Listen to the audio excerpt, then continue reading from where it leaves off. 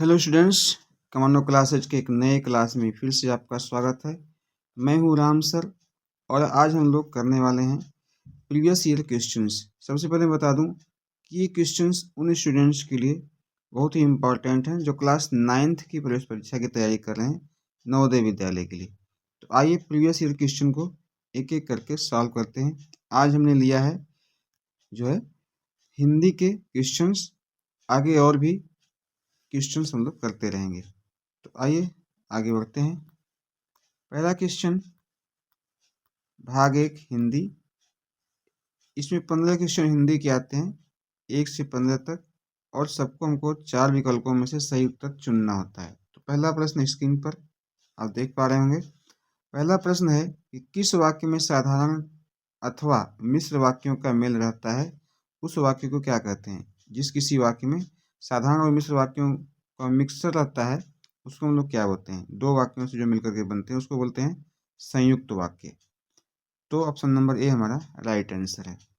अगला क्वेश्चन है, किस विकल्प में दोनों शब्द सूर्य के पर्यायवाची हैं। देखिए, एक शब्द पर्यायवाची है तो उसको नहीं चूज करना है, जिसमें दोनों ही शब्द सूर्य के पर्यायवाची हैं उसको चुनना है। जैसे दिनकर तो दिवाकर नहीं होता है, तो ये रॉन्ग हो गया। ये दिनकर दिवाकर ये सही है। आगे भी देख लेते हैं, दिनचर असुमाली, असुमाली सूर्य को बोलते हैं, और दिनचर नहीं होता है। भानु दिनचर नहीं होता है। तो ऑप्शन नंबर बी हमारा करेक्ट आंसर है।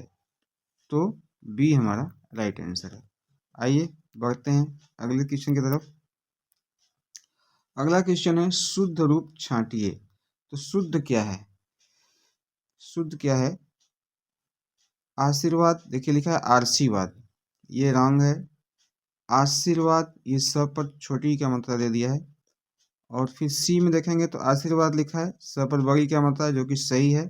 और आशीर्वाद लिख दिया है इसमें, तो ये भी रॉन्ग हो गया। ऑप्शन नंबर सी हमारा राइट आंसर है।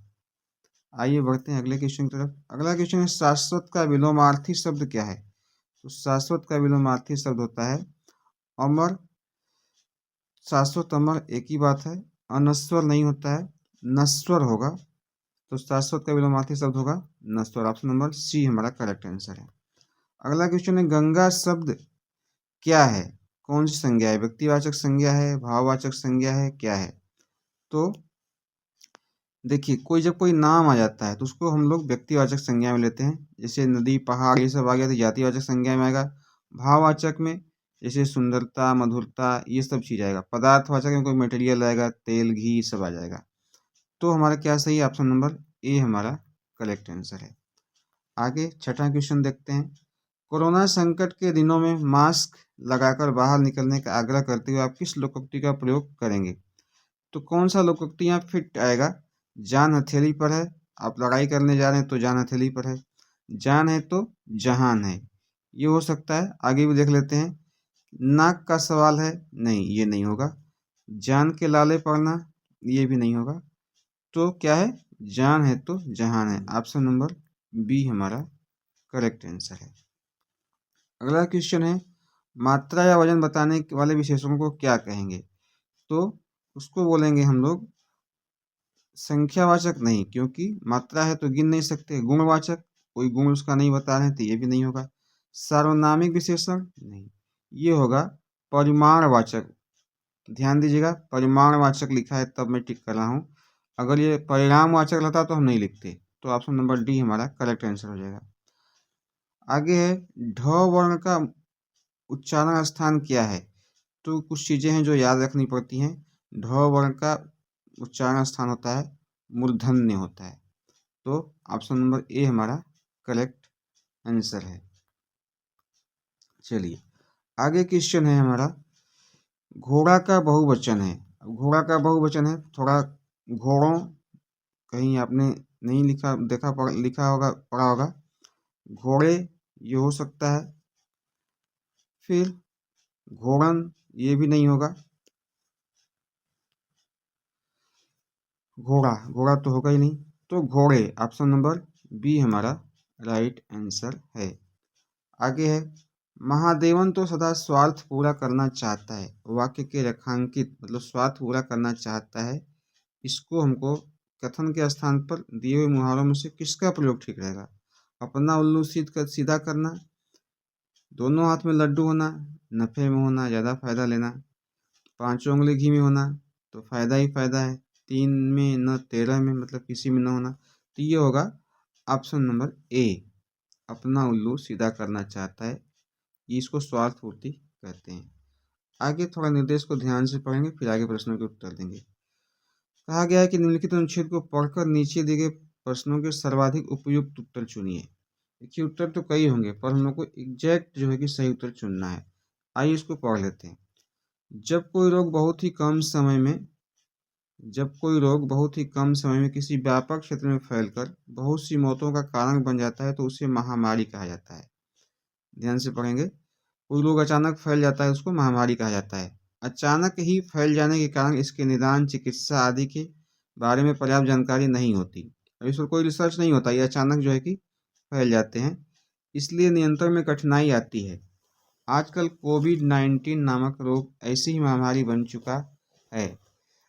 सौभाग्य है हमारा, अभी हमारे बीच में नहीं है, लेकिन ये पुराना पैराग्राफ है तब का ये है।